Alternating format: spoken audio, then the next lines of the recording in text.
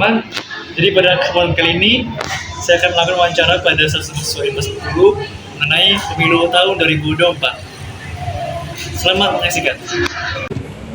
Nah, baiklah pemirsa, selamat sore. Sekarang saya mendapati kesempatan untuk mewawancarai salah satu mahasiswa IPA 10. Kalau boleh tahu Kak, dengan siapa namanya? Nafis, Mas. Baik, dengan Nafis. Nah, Kak Nafis sekarang duduk di semester berapa dan prodi apa? Saya prodi Komunikasi Penyiaran Islam semester 3. Oke, sekarang Kak Nafis, kalau boleh tahu kakak sebagai apa ya di Unpas Bengkulu ini? Alhamdulillah hari ini kita diamanahkan sebagai Ketua Angkatan Indonesia 2022, juga sebagai Duta Intelijensi Fakultas Sebenarnya Benda 2 2023. Wah, lengkap ya, menarik. Nah, ini Kak Nafis, dengar-dengar nih kakak juga merupakan mahasiswa yang berprestasi. Kebetulan juga kakak juga mendapati amanah sebagai ketua angkatan di BDIC dan termasuk ke dalam pengurus juga. Ya. Nah, jadi Kak, kalau boleh tahu bagaimana pendapat kakak mengenai pemilu di tahun 2024 yang akan datang nanti? Baik, terima kasih. Jadi 2024 adalah pesta demokrasi kita semua, bukan hanya sekedar menguasai, tapi tentang bagaimana menjadikan cita-cita Indonesia yang terdahulu yang bila terlampau belum terjadi bisa kita gapai di tahun 2024 yang lebih baik. Oke, luar biasa. Tentunya harapan kita seperti itu ya di tahun depan. Nah, kalau boleh tahu apa saja sih Bang unsur-unsur yang ada di dalam pemilu nanti? Tentu saja kita perlu paslon, dan kita sudah sama-sama tahu sekarang sudah mendeklarasi ada 3 paslon. Walaupun secara peraturan mereka belum mendaftarkan secara resmi, tapi sudah melakukan beberapa tes. Nah, ada unsur-unsurnya tentu saja jika dalam sisi pemimpinnya, kita memerlukan pemimpin yang bukan hanya mendorongkan suara ataupun citra, tapi juga memberikan adaptif dan nyata terhadap kebutuhan masyarakat. Benar. Nah, jadi Kak, dikarenakan kita sekarang sedang masa-masanya pemilu, kampanye, dan sebagainya macam untuk di tahun 2024, pasti ada nanti konotasi tentang golput nih. Jadi bagaimana sih pandangan kakak mengenai golput itu sendiri? Baik, jadi golput adalah tindakan yang sebenarnya bukan hanya merugikan diri sendiri, tapi menyuguhkan bangsa kita. Jika presentasi dengan 3 paslon lebih banyak golputnya, maka putaran yang akan dilakukan tentu akan lebih banyak lagi. Itu akan merugikan, bukan hanya dalam biaya ataupun dalam tenaga kerjaan, tapi juga bagaimana kita memberi dalam keperluan pada kedepannya.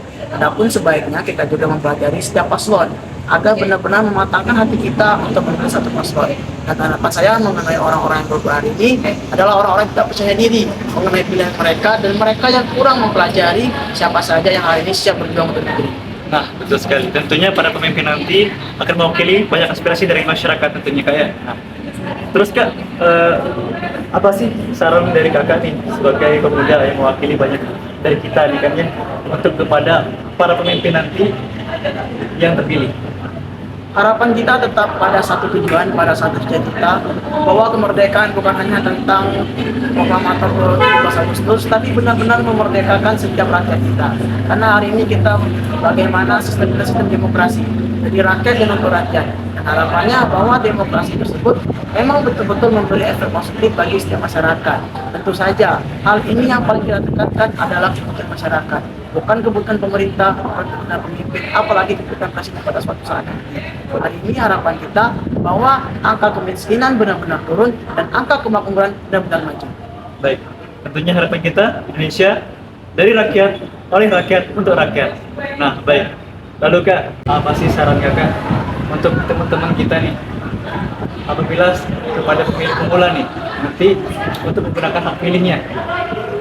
Kepada seluruh pemilih pemula, hari ini Anda mungkin hanya seorang menjadi yang memilih, tapi kita tahu kedepannya bisa jadi Anda yang akan dipilih. Harapan saya hari ini kalian juga belajar tentang politik. Setidaknya kalian tahu fondasi politik Indonesia, bukan hanya tahu sekedar siapa presiden nanti yang akan terpilih.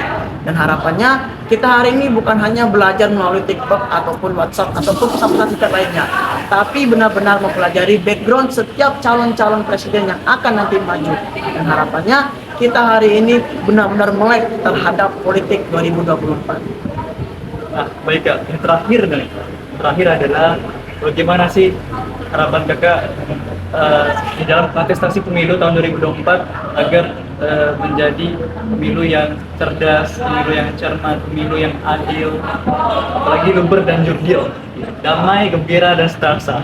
Oke, banyak ya. Terima kasih. Harapan kita tetap satu. Kita boleh beda paslon, kita boleh beda pilihan, kita boleh beda semuanya, tapi tetap tujuan utama pemilih ini adalah demi kemerdekaan dan demi keadilan sosial bagi seluruh rakyat Indonesia. Jadi harapannya hari ini kita benar-benar melakukan semuanya secara damai.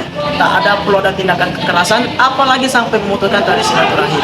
Kita hari ini menjadi masyarakat yang bukan hanya paham tentang demokrasi, tapi juga paham tentang kemanusiaan. Sehingga humanity dan politik jika disatukan akan menunjukkan selarasan yang menunjukkan selarasan pada kebaikan. Oke, luar biasa apa yang telah disampaikan oleh Kak Nafis. Jadi kita berada di ke masyarakat majemuk yang penuh dengan Bhinneka Tunggal Ika, berbeda-beda tetap satu jua. Dan demi tujuan kita juga keadilan sosial bagi seluruh rakyat Indonesia. Baik, terima kasih Kak sudah menyempatkan waktunya untuk dapat meluangkan waktu wawancara dengan kami. Saya Adam Budiman dan teman saya Nafis. Kami pamit undur diri. Terima kasih. Wassalamualaikum warahmatullahi wabarakatuh. Terima kasih Kak.